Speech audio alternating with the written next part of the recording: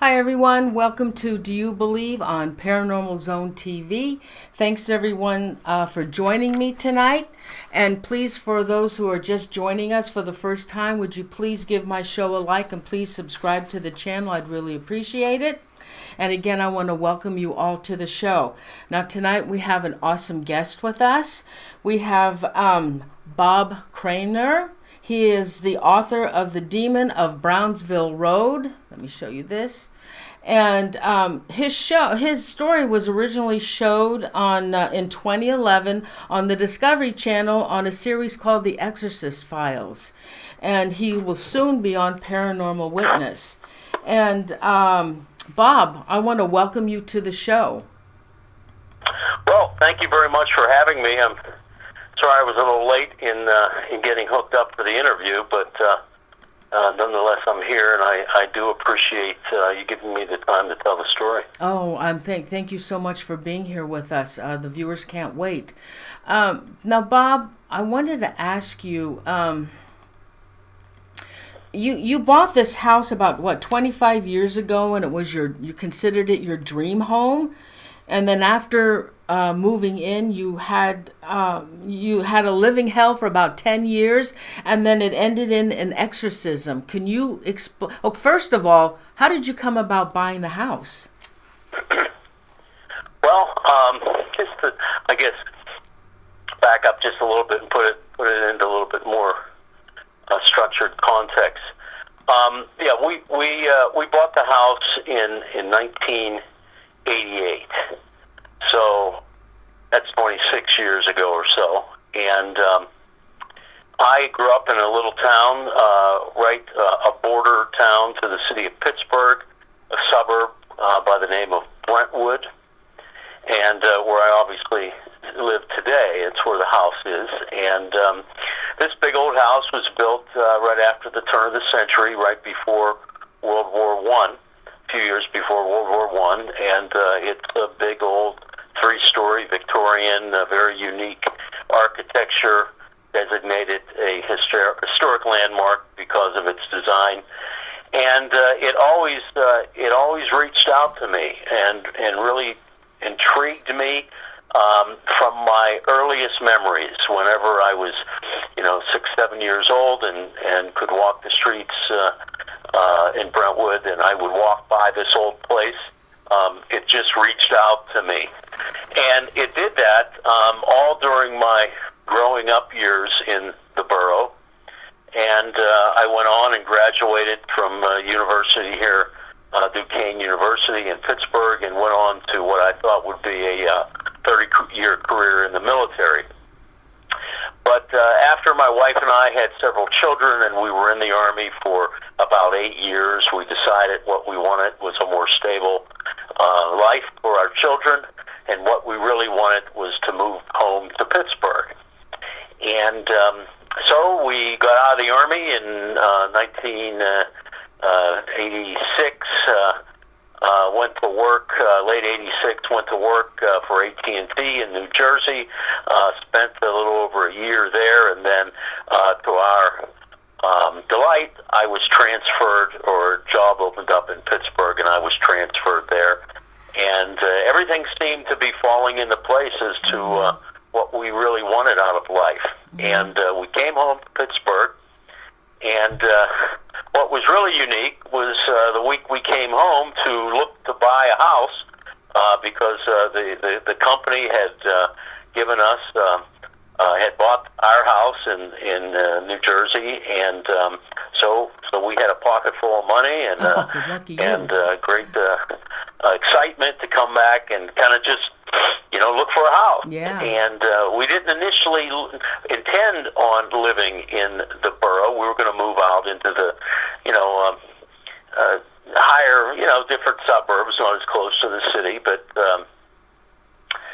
I was amazed when my mother said, "Oh, by the way, guess what house is going on the market? Your house." And she said it was my house because she'd known for so long that I loved that house and I always wanted to go in it. So the first time I actually went in the house was to look at it, to buy it. Oh. to tell you the truth, I probably didn't even have to look at it because I knew what house. Hey, Bob. Now, Bob. was it a well thought out, rational decision? No, I mean this house was giant. We only had enough furniture to fill probably a third of it. We had no need to buy this big old giant 3-story drafty old house, but there was just something that pushed me to do it. And when you went we did. Were you ever involved, or did you ever know anything about the paranormal at this particular time? No. Okay. You know, no direct experience in any way. I mean, certainly I saw the movie The Exorcist and, spooky movies growing up, but and as well as my wife. But I can't say that we didn't believe, but we had just never experienced anything, and nor did we expect to. And after we moved into the house, after we were in several weeks, and we started to experience our first ghostly activity, so to speak, we were pretty freaked out by it. Did you realize at that time that this was paranormal?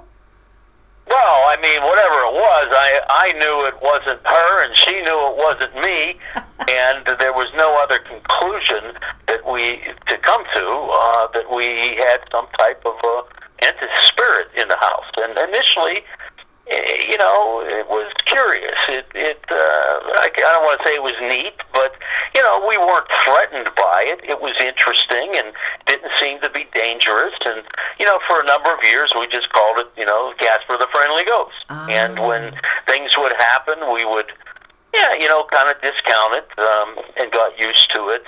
Didn't seem to be a problem. And when the kids got older and they began to experience things, I would generally just downplay it and discount it for a while. And then we all realized after a period of time that, we had something else in the house with us. But again, it didn't seem to be threatening, but it was. And what was happening in the house? Well, initially, when we were looking at the house, my wife just had a creepy feeling. You just had this feeling, and at one point when the owners were showing it to us, and we had 2 of our older children with us, one was 4 and one was 3, and we were in the basement looking, and they were showing us all the, furnace and everything, and we noticed that our little boy, my oldest son, who was 3 at the time, had disappeared. And this house is so big, it's not like you can just call upstairs and say, "Hey, come down here." I mean, it's like being in a little hotel. So my wife went upstairs with the woman who, one of the owners, and to find my son, and they found him on this big staircase on the halfway up on this landing, petrified, shaking, and crying. And there would, be no reason for him to be crying like that unless something had happened. And the woman came and embraced him and said, "Oh, honey, what's wrong? What did you see? Did you see something?" And she automatically, made that comment, which my wife thought was odd. "What do you mean, did you see something?" Oh, my God.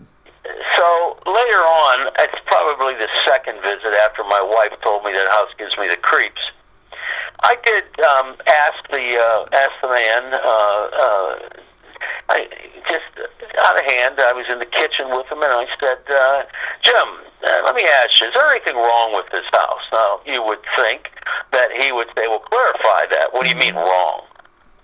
He knew what I meant right away, because his response was, "Oh, no, the house is fine. In fact, we've had Mass in the living room twice. My young sons had their first communion there," which I thought was an odd answer. Who has Mass in their living room? Years later, when we would have Mass in the same living room and various rooms throughout the house, I knew what he meant. And later that spring, when I'm digging out in the yard planting flowers, and I dig up a metal box that has rosary beads in it, and I called him up and I said, "What's the deal with this little box?" Because it wasn't old, it wasn't an antique. It had been placed there relatively recently. It was like a little Sucret's box, and he just said to me, "Please put it right back where you found it and bury it." Oh my God! And that was the only explanation he gave you for that box? That's the only thing he said. Now, prior to that, we had already experienced the paranormal activity. This just added a level of concern, just the tone of his voice. And the first thing that happened, and I've told this story many times, but it warrants repeating.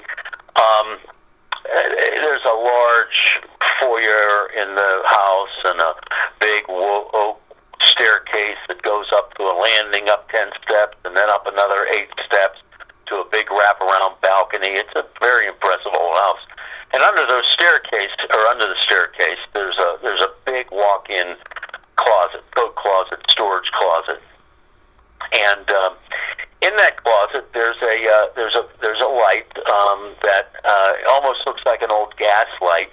The house had gas lights when it was built, and it comes off a pipe and points towards the floor. Now it's electric. There's a pull chain on the side of it. It's an ornamental light with a fancy shade. You open the closet, and obviously you can't automatically see into the closet because your eyes have to adjust. So you just reach to where that light is and pull the chain. Uh-huh. Now, after a few days of doing that, I kept my overcoat in that closet, and I'd reach for that chain. I couldn't find the chain unless I filled the lamp, and it would be wrapped around the top of the lamp. Or if I did feel it, I couldn't pull it because the chain would be very meticulously wrapped around one or two of the little screws that held in the shade. So after I experienced that once or twice, I obviously concluded it was my wife, her fault. And I said, "Please, when you turn out the light, just don't pull it and let the chain fly because it wraps around the light." And she obviously said, "I don't know what you're talking about." So the next morning, I took my coat, I looked at the light, she looked at the light, I said, "It's hanging, the chain's straight, don't go in the closet for the rest of the day." I came home that evening, we opened the closet door, and sure enough, the chain was wrapped around the screws. Now, our children were 4, 3, 2, and a newborn, and this chain is, a good 5.5 feet off the floor, so they weren't old enough or even able to reach this thing. So we concluded with that seemingly insignificant event that I hadn't wrapped the chain, she hadn't wrapped the chain, something else wrapped the chain. And it continued on a daily basis until I finally just took a piece of wire and tied it to that chain and then ran it over to a coat hook and tied the thing tight so it couldn't wrap around the light. It was that much of a nuisance. But not long after that, other things would happen. Again, we would come down in the morning and all the lights would be on in the first floor. We'd come down and the furniture would be moved, or water would be running, or most often the radio would be playing. Things like that that didn't seem to be threatening, but clearly demonstrated to us conclusively that there was some spirit in the house that was mischievous. So at this time, when things were happening, and this was going on a daily basis, now how long did this go on before you reached out for help? Well, I can tell you, it was a number of years before I put 2 and 2 together and realized how this thing was surreptitiously working on us as a family and how it was affecting us all mentally, especially my wife first. She in 1994, 1995, late 94, 95, we had been in the house, 89, 5 years or so. She's a young, vivacious, normal, in her early 30s, president of the local school board, rock solid, and all of a sudden, there was, maybe I'm getting ahead of myself, there was one particular bedroom in the house that really emanated and became an ominous place. And unknowingly, we moved into that bedroom, my wife and I, and within a relatively short period of time after moving into that bedroom, she had a full-fledged nervous breakdown. Oh, my God.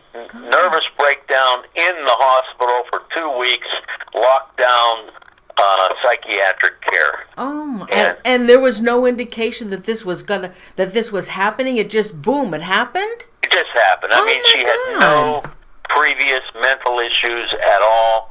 And not long after that, again, not understanding fully what was going on in the house, we moved out of that bedroom, and within a few months she was completely normal again. Now, I thought at the time it was, a result of, she had mental issues, and the medical doctors had cured it. But, for the seriousness of it and everything they diagnosed her with, manic depression and everything, that stuff just doesn't go away, But in her case, it did, because I really believe it was caused by this demonic entity.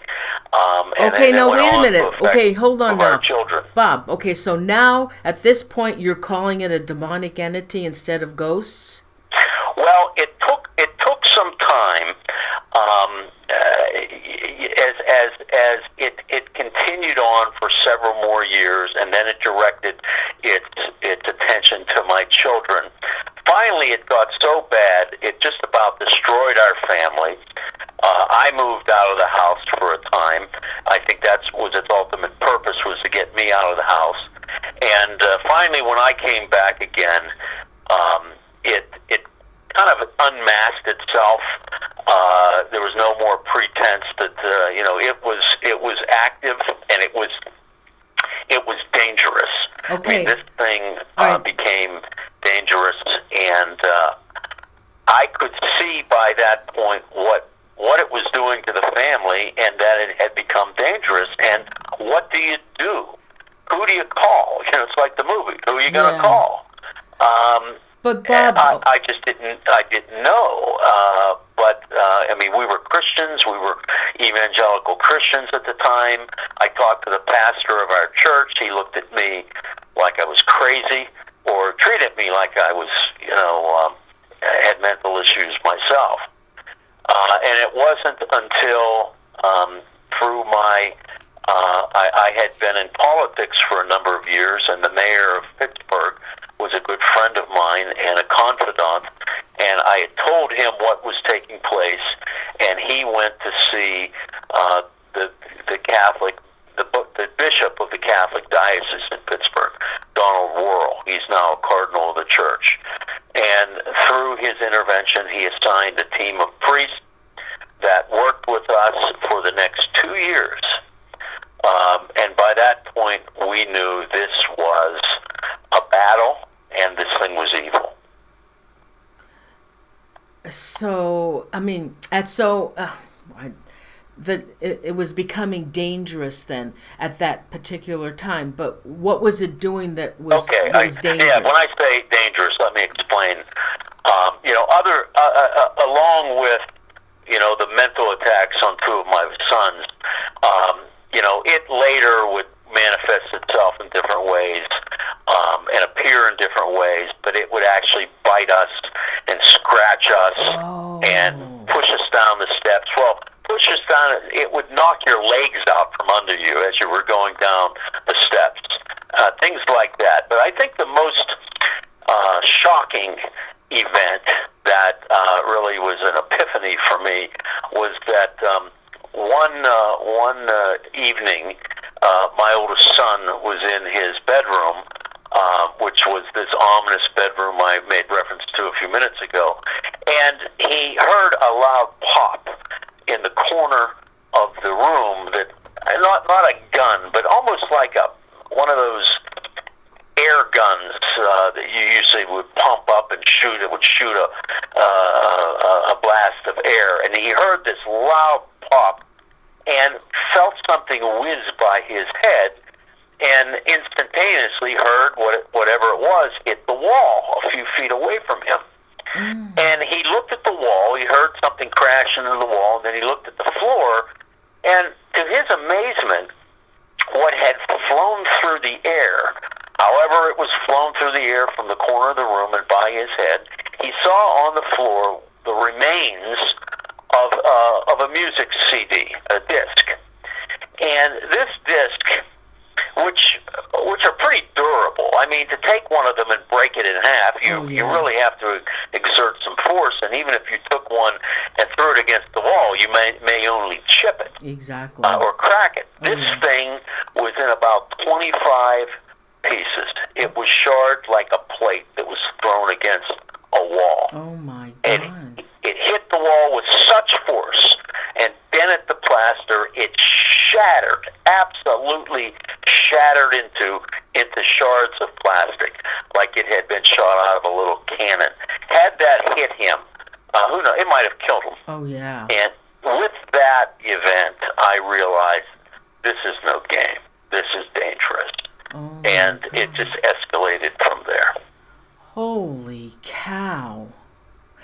Now, what about the, I have a picture of a cross that's kind of like been twisted.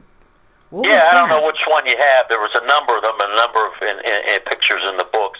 Well, we would all wear either a golden cross or crucifixes. And there was another small cross, a St. Benedict's cross. It's a Catholic cross that's used in exorcisms. It's called the devil-chasing cross. I had a small one of those. It actually broke it in half. I have a picture of it.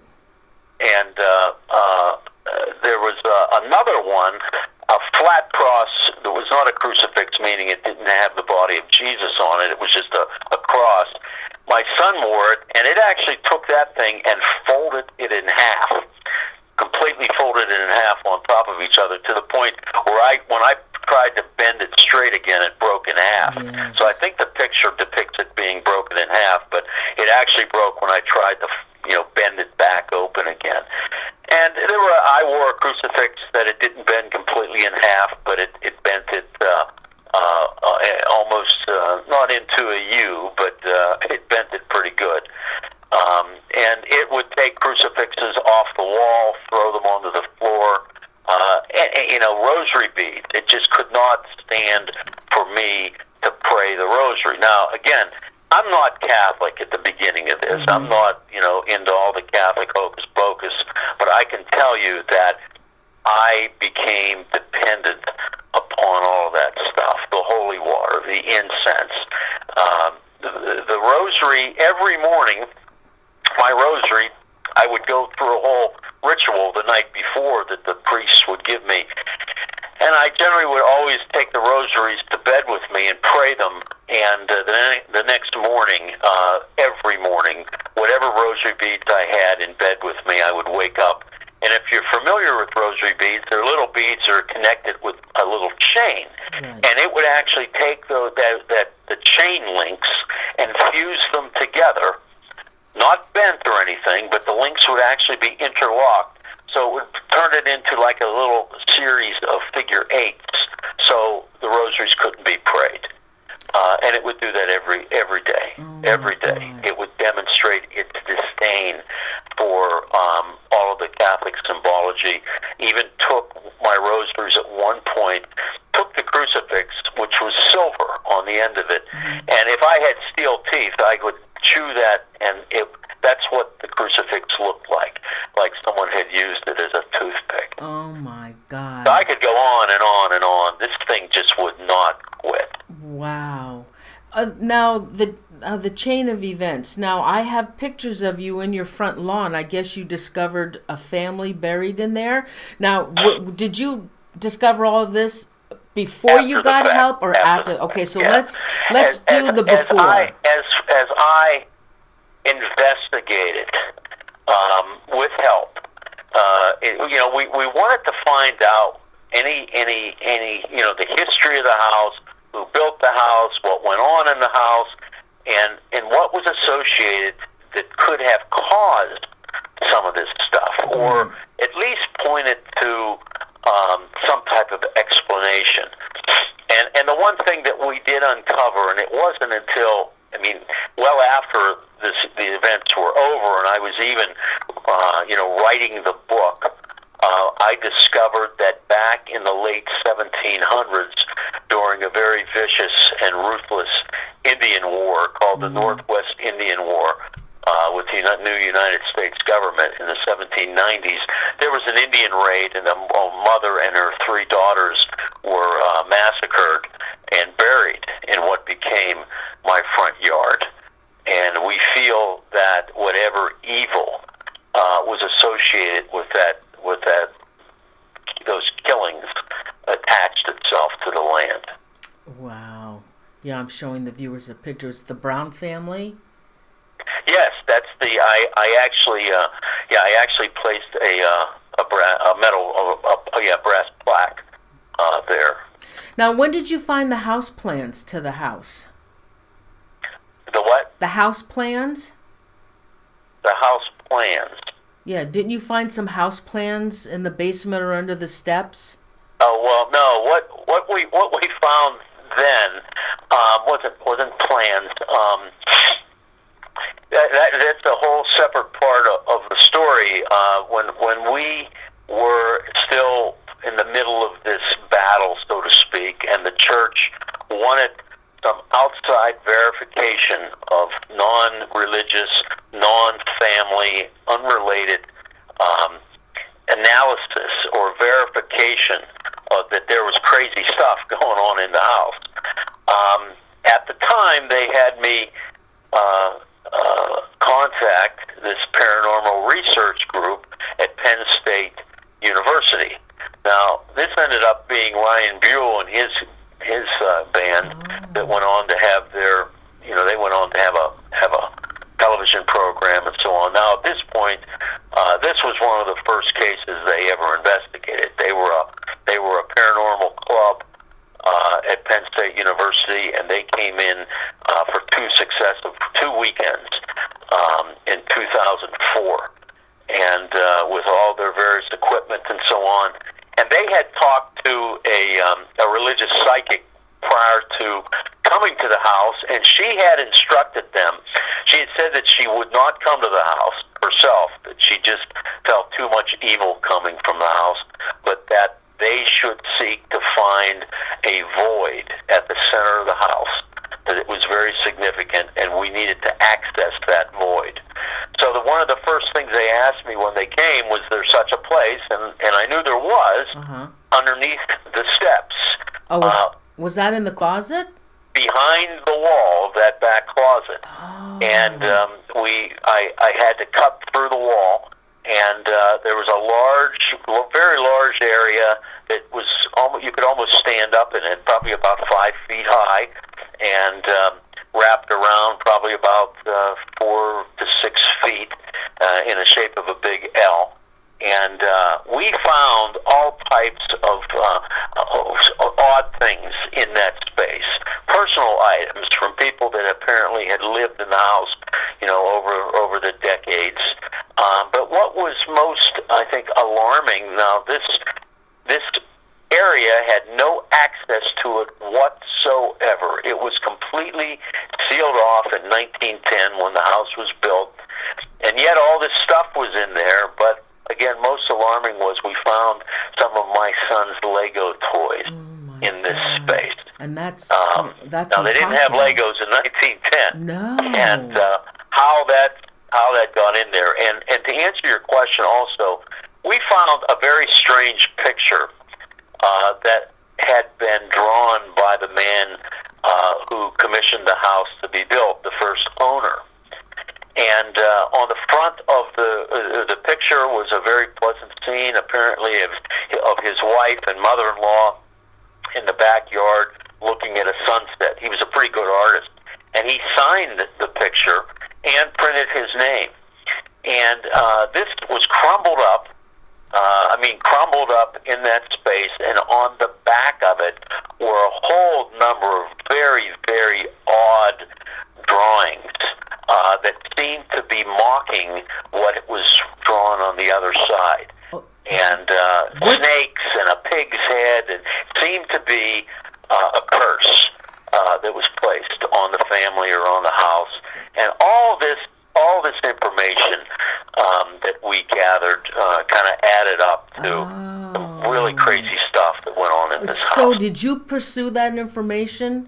I mean, that would be fabulous to find out if there was actually a curse placed on. Did anybody decipher any of those symbols on the back? Well, yeah, we did. And in fact, the diocese, unbeknownst to me at the time, was using a woman that only the diocese knew about. She was called a Catholic intuitive, a mystic, a religious mystic. And the details that she was able to give, now I didn't know. She would tell the priests, and they would in turn tell me. I thought maybe they even had a file on the house, but this information that I was given, and I was able to verify probably 90% of it was all correct. And she said that these perverted drawings that were drawn on the back of this pleasant drawing that the owner had depicted. One of the workers in the house, who was angry for some reason, cursed the house, drew these mocking depictions of as I said, a snake, a coiled snake, a pig's head, and different things to curse the family and the house, and then crumbled it up, put it in an area where it would not be disturbed or would not be removed, underneath the steps. And that all added up, and I would suppose maybe it was a contributing factor to this evil entity. I would say so. I would think so anyway. Well, my God, no wonder you had so many issues. The thing is, though, Bob, what about the people that lived in the house before you? I can't believe that these entities only disturbed you and not the previous owners. Well, apparently they did. Now, I don't know if it did to the extent that it came after us, but again,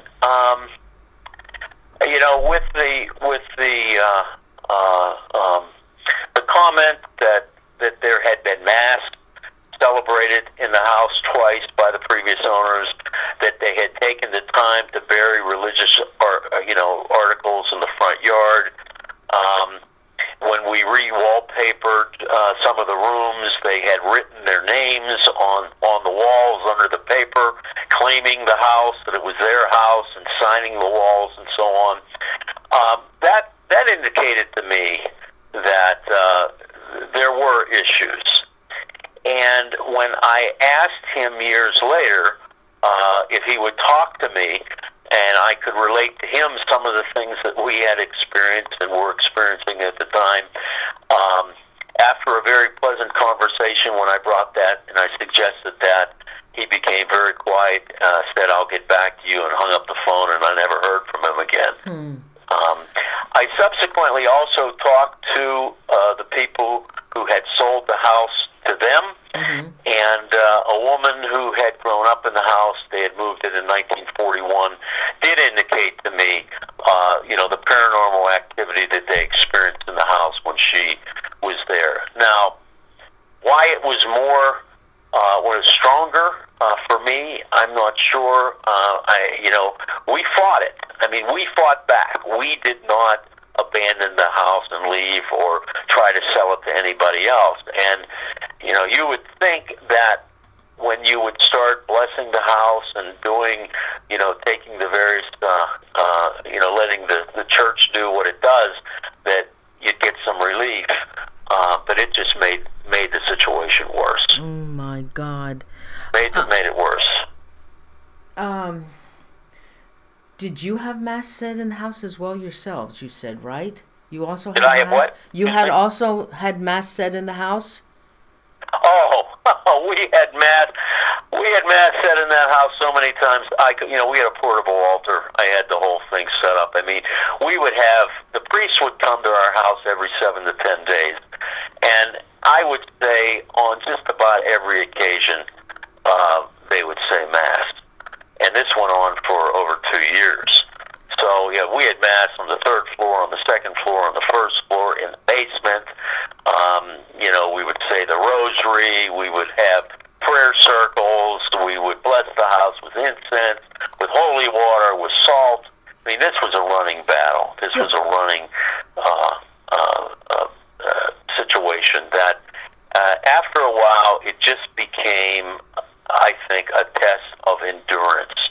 After we learned how to make its existence in the house as miserable as it was making ours, it then became, I think, who could outlast, who could last longer. And through the power of the cross and the power of God and Jesus, we eventually prevailed. Now, after usually things like that would really provoke these evil entities and cause more chaos in the house. Did that happen to you? Oh yes, from the very beginning. I initially thought, okay, they're going to come to the house, they're going to do their hocus pocus, they're going to say mass, they'll bless it, maybe come back once or twice, and it'll be over. Kind of like having the exterminator to your house. They come and do what they do, and they take care of the problem. Well, after a few times, and I realized that wasn't the case, and I was talking to the chief priest involved, and I mean, he was an assistant to the bishop, so he was in the hierarchy of the diocese. He was right up there. And he said to me, it was very alarming. He said, you have a choice to make. You can either sell this house and leave and give it to somebody else and hope for the best, or you can stay and fight. And I can tell you that in a year from now, we'll know if we're making progress. Mm-hmm. Was that Father Ricardo Ruiz? Well, the priest's name who was talking to me, his name was Father Ron Langwin. Oh, okay. Father Ron Langwin. And the bishop, as I said before, was Donald Worrell. When did, let's see, Adam Bly, he got involved in this as well? Well, Adam initially, and again, when the Penn State group came, they were a band of young, curious, intellectual students that were really focused upon analyzing the scientific aspects of the paranormal. They weren't really religiously oriented or good and evil oriented. They just wanted to investigate paranormal activity. And Adam Bly at the time was basically, a psychologist or taught psychology, and he was their staff advisor, so to speak. Mm-hmm. So he came as part of this group. Really, they had no idea what they were getting into, and that was his first experience with the demonic. Did he have any suggestions for you? Who's the one that? Okay, so tell me about.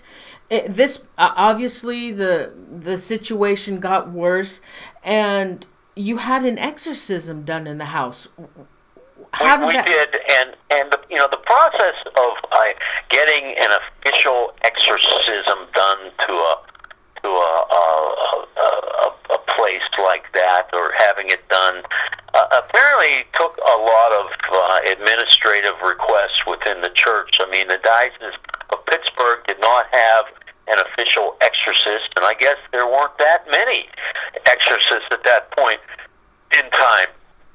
I understand that's changing now, and every diocese is supposed to have a trained exorcist, but they actually had to bring a priest in from the Archdiocese of New York, rather famous exorcist. His name was James Labar, and he's since deceased, but the Diocese of Pittsburgh made a formal request to the Diocese of New York that he would come to Pittsburgh, and he was an elderly priest, and a young priest came with him, and then he conducted a full exorcism of the house that took 3 hours, and that was in the fall of 2005. Now, the real confrontation began in the beginning of 2004, so this was approaching 2 years before we got our full exorcism. Oh, it took 2 years to clear the house. Okay, so how many times did they? Okay, so how many times a day did they come? Did they come every day, and was it just one exorcism performed a day, or did they do several in one day? Well, no, they only did a full exorcism once, but for that 2-year period, the priests in Pittsburg would come on a, as I said, every 7 to 10 days they would come and spend several hours, and during that time we would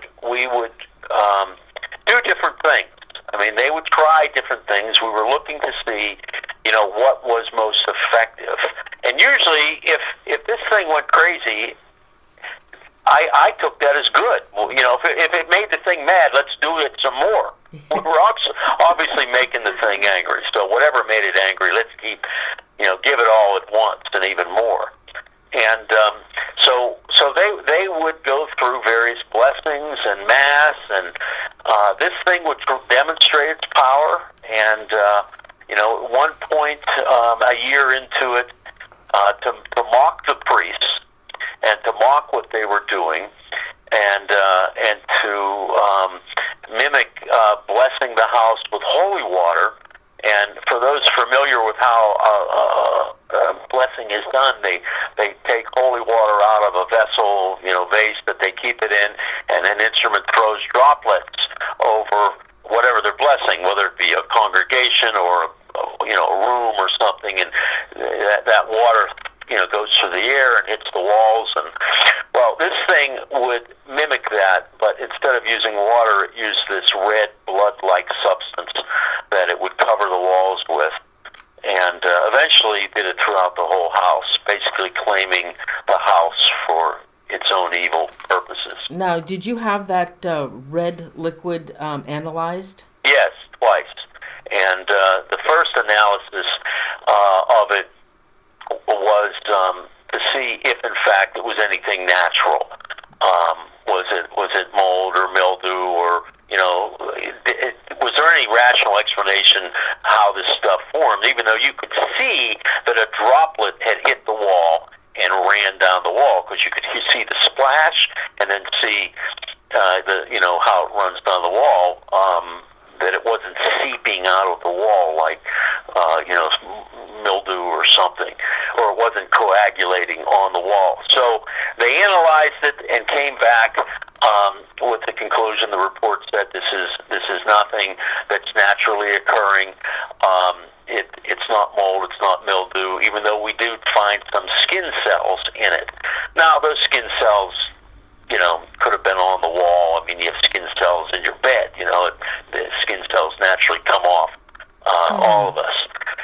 Later, I would have it analyzed again, a pure sample, because how I took the samples, I took the fluid on Q-tips, and it was a little difficult. I didn't know that it was tough to analyze this stuff on a Q-tip. So finally, I took some of the fluid that appeared on glass, and I scraped it off with a razor blade, so it was in a pure form. Mm-hmm. And they did a whole battery, a different lab did a battery of tests on it. They were able to isolate individual pieces, components of the substance, some carbohydrates, some food-like, what would be in food, but at the same time mixed with it were things like sulfur. And what appeared, they said, is this cleaning fluid? Is this? It's nothing. None of this mixture should be mixed together. It made no sense. Mm-hmm. So they were able to break it down into individual components, but they had no idea. It was not red soda pop. It certainly wasn't blood. It wasn't cleaning fluid. They just didn't know what it was, and they certainly couldn't tell me how it got on the walls. I meant to ask you, during this time, with all your occurrences with these evil entities or demons, I know each family was affected in their own way. But were you also experiencing other things in the house? Like you had mentioned personality changes, odors, maybe the animals were being affected? Yeah, all the above. All the above. My two of my sons were deeply affected by it. Psychiatric hospital, in and out. And then two of my children were affected by it, at least on long term. Now, my one son was scratched as well, like the rest of us were, but they weren't affected mentally. They saw it. It would appear to them. It would try to terrify them. It appeared to them in a bodily form. This kind of demented shapes, or it would be like the Grim Reaper in a black cloak. My daughter saw its face one night with this cynical smile. Sometimes it would appear as a black cloud or as a mist. I have a picture of it that's in the book where I was standing in the middle of it. And you mentioned the animals. Our cat and dog, I'm convinced, could see it. And our dog would go into this, what I called his terminal stare. He would sit outside the door of a room and just stare in the room or bark at something. And you could obviously see nothing. So one time when I was coming down the steps, and I had taken pictures of this blood-like substance, and I had a camera in my hand. This is before, cell phone cameras and everything. And the dog was looking up the steps at me in his terminal stare, and I simply held the camera up and took a picture of him. And when the film was developed, what I could not see was this entity that was basically all around me. And that picture's in the book. Now, one of the ways it would, I don't want to say appear, it would manifest its presence. Most often, really on a daily basis for several months, it would emanate this terrible, rubbery, burning, sulfuric smell. This terrible, almost kind of like, gunpowder smell that would stay in your nostrils.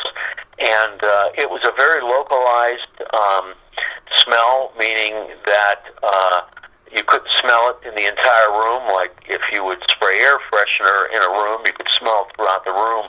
This you could only smell when you were right next to it. And it would move. It would move through the room. So when I would get next to it and I could smell it, I knew it was in front of me. I would sprinkle it with holy water, and it would dart across the room. Oh my. And I would walk, and I would smell, and I'd find it again, and I hit it with more holy water. And, this went on continuously. It actually led to, it possessed two of the bedrooms, made them really unusable. We had to move the furniture out of the rooms, and it would battle me to see if I could get it to leave those rooms for a period of time. And sometimes I was successful, and sometimes I wasn't. Were you present when the exorcism was done in the house? Oh, certainly, yes, I was there. And, what I found out was that even after that exorcism, the exorcism didn't banish it completely from the house. It was confined to the basement by that point. And this battle was really waged on a daily basis by me and my family. I mean, we were the ones that eventually, that in that second year, I can't say that it ever got routine, but I can say it got to the point where it didn't scare us. And once we realized how we could basically put a stick in its eye, and we could make it miserable, and so we went after it. And one of the things we found that really was powerful, that it just despised, again, religious symbology, was the movie, Mel Gibson's The Passion of the Christ. I put that movie on in one of the bedrooms and played it repeat mode 24 hours a day for almost 6 months until the DVD player just plain quit working. And it would turn the TV off It would turn the player off. It would even go to the extent where it would take the DVD out of the player. Now, it wouldn't break it, but it would throw it on the floor. Oh, It didn't like that movie, and because of what was on the screen and what was being depicted, my wife even took a full-length body mirror and put it in front of the TV set, so there was no place in the room where you couldn't see the movie being, what was being depicted. So all of that together, really, the representation and the power of God and the crucifixion and the sacrificial death of Jesus Christ ultimately prevailed. Now, from what I understand, when they usually do exorcisms, the priest will pull out the demon. I understand that they need to know the demon's names in order to cleanse everything. Yes. Were you able to find out what those demons' names were? Well, I think there was only one demon. I mean, at times we thought, are there more than one? I believe there was just one. But this demon was. There's a hierarchy in that world. I mean, I think you have. There's lower level. If you've ever read the book, The Screw Tape Letters, there are lower level demons, poltergeist type mischievous things, and then you go up the line and you get the really serious, heavy duty, evil entities with, I guess, higher rank, so to speak. And I do believe that we did discover this demon's name. It's actually a biblical name. It's identified in the Bible. I won't say it. Mm-hmm. I can't give it to you. It's in the book, which we probably shouldn't have even put it in the book, but I think we had to demonstrate its power. I understand that, sure. So it was identified. All right, well, that was great. Now, so have you been accosted by paranormal groups that would love to get into your house to see? Absolutely. I bet you have. It's settled down a little bit, but people have wanted to come in. But see, the thing is, we've even had, television programs, those ghost hunter types, and I've said, hey, listen, I don't, we worked long enough to get rid of this stuff. Yeah. I don't want to invite anything back in again. I hear you on that. And I'm not looking for anybody to come here. We live in the house now. We're there every day. It's fine. Tonight my 5 grandchildren were there. And had a nice time, and we're running through the house, and everything's fine. So I don't need any Ghostbusters coming in or anyone coming in and doing anything to change that. Now, you are going to be on Paranormal Witness, though, aren't you? Well, technically, I can't verify any of the shows. They're very different shows. Are very particular as to any publicity that's done. So I can't say anything about the television shows, but there are a number that are in the works. So. Okay. And so to this day now you have no issues, no problems. No, we don't. And now I must say that as was pointed out to us at the time, we were told that occasionally, now this has been, it ended in early 2006, so, what about 8 years, not quite 8 years ago, it ended. Through those years, occasionally, especially in the first few years after, occasionally things would happen on a individualized basis. And when they would, either the priest would come back, or since then I have a whole, kind of a preventative maintenance thing that I do. But it's been quite a while since I've had to do that. And we were told that eventually it would just completely end, and hopefully it has. Now, however that stuff works, is it trying to get back in again? Is it? I kind of call it a run through. Maybe it can get by whatever forces are keeping it out to try to demonstrate it can run through again, but nothing like it was. That chain in the closet, hangs freely, and there's no issue with it. And so again, I just stay vigilant. And I will say that after publishing this book and after it's released, and so many interviews I've done, evil doesn't like to be unmasked. Evil wants people to think, the devil wants people to think that it's a superstition, a figment of someone's imagination, or something that has to be created to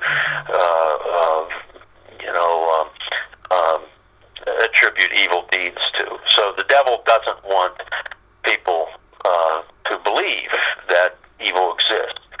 And when I do a book like this, and it's very clear that its whole purpose is to say, yeah, this is all real. It's kind of like writing a book about the mob times 100. So I'm concerned. I pray every day. I say the rosary, pray for protection. I pray that the angelic forces surround the house and my family, and I don't think the Lord would put us out there, put me out there without protecting us as well. So have you had any other people reach out to you that may have had the same problem that you had? I've had some inquiries. I did have one woman who called me a number of times from another state, and she was having some serious problems in her house. I pointed her in the direction of some folks actually who had interviewed me at one point, and I haven't heard from her since. So I'm happy I haven't, and I hope it was taken care of. But generally, I just hope that I know that the various Catholic dioceses are taking these issues much more seriously now, and I'd recommend that people, go talk to their local priest. Now, not that the Catholic Church has a corner on this, but been around for over 2,000 years, and they've dealt with it. So. Wow, awesome! Bob, I have your book and a picture of you and your website. Do you want to talk about that, where they can get your book? Sure, thank you. Yeah, the book, obviously, I should have, the book is The Demon of Brownsville Road. And we live on Brownsville Road. And we wanted to give the book a place name, something that people could relate to. Brownsville Road is a very old road. It was once the main road into Pittsburg from all points south. So it goes back several hundred years.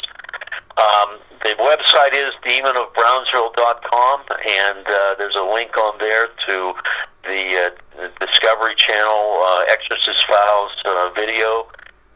There's a link to our Facebook page, and on that Facebook page are just more interviews and newspaper articles and radio and television interviews than I can remember.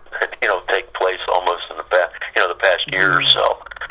And there's a link you can buy it online, Amazon, Barnes and Noble. It's available at bookstores, larger bookstores.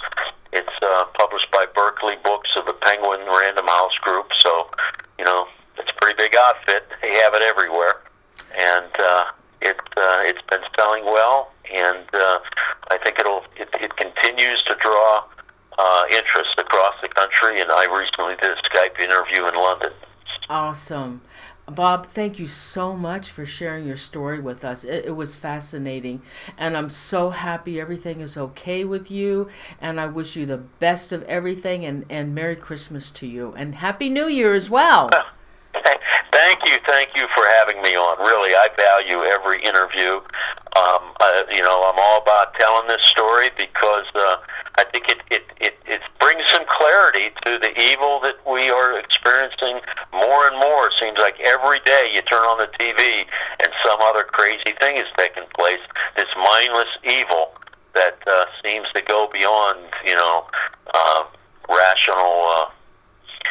rational bad deeds. Exactly. Thank you so much, Bob. Merry Christmas. And same to you, and Merry Christmas to everyone that's taken the time to listen. Bye-bye. Bye. Good night. Good night. Wow. Awesome. I hope you guys enjoyed that. It was, oh my God, I loved hearing his story. It was so awesome. Hope you guys all liked the show. Yay! I've heard him on several other interviews, but I think tonight my interview, I got more out of him on his hauntings and his issues with the demons than he has on the other shows, and this was so awesome. I'm so happy he talked about it. So hey guys, thanks so much for joining me. And this is our Christmas season, and thanks so much. Hey, Merry Christmas and Happy New Year to everybody. Merry Christmas and Happy New Year. Happy Hanukkah to those of you who are of the Jewish faith. Thank you so much. We're coming into the new year, hopefully with really some great shows and topics for you. And again, if there's something you want me to do a show on or a topic, please let me know. I'm on Facebook. Friend me on Facebook, Noreen St. Pierre Balovich.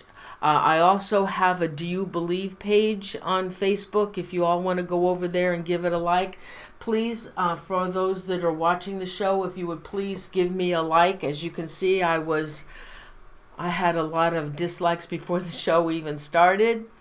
Those are the ones that really like me.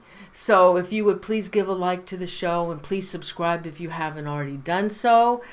And so I won't see you next week. Have a wonderful holiday, but I will see you on the 1st. Okay? Yeah, January 1st, okay? I think that was the next one. Yeah. Okay, everybody. Love you so much. Thank you so much for joining me. And thank you. I'll see you on January 1st. Good night, everyone. Thanks again so much for joining me. I love all of you. Thank you. Good night.